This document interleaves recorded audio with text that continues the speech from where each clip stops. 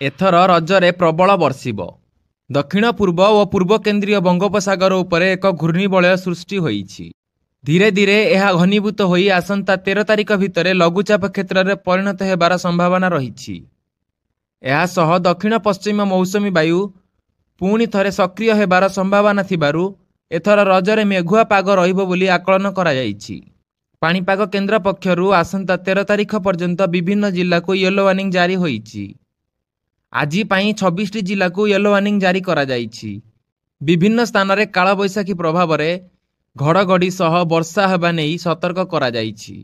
14 तारिख ठारू धीरे धीरे वर्षार विस्तृत बढ़ी पारे। एही भली खबर अपडेट पई आम सह जोड़ी होई रुहंतु। धन्यवाद।